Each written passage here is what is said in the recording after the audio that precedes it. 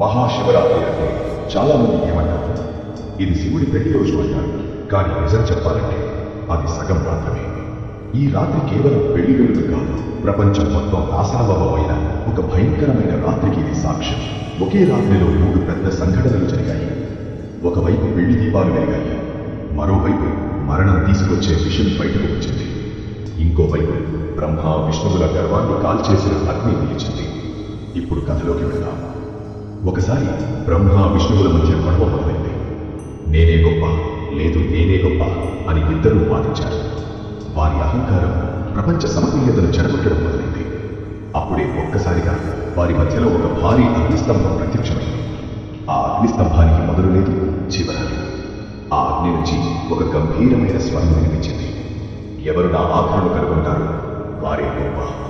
బ్రహ్మ హంస రూపంలో పైకి వెళ్ళాడు, విష్ణువు వరాహ రూపంలో క్రిందికి వెళ్ళాడు.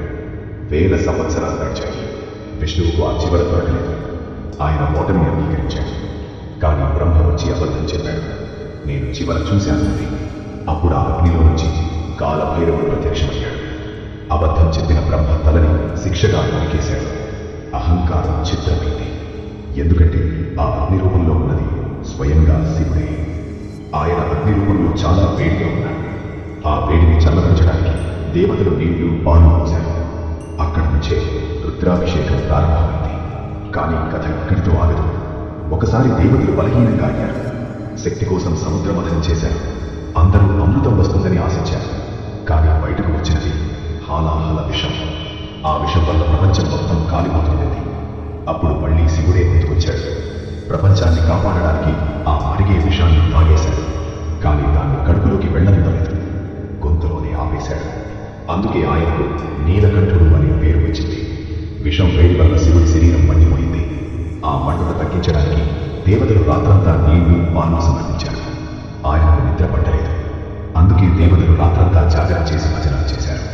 అందుకే మనం కూడా మహాశివరాత్రి రాత్రంతా జాగరణ చేస్తాం. కానీ ఈ రాత్రి భయంకరమైనదే కాదు, ప్రేమ గెలిచిన రాత్రి కూడా ఇదే. మాత సతీ తన ప్రాణాలు త్యాగం చేసిన తర్వాత శివుడు పూర్తిగా పెరిగిపోయాడు. వైరాగ్యంగా మారిపోయాడు. లోకాన్ని వదిలి సమాధిలోకి వెళ్ళిపోయాడు.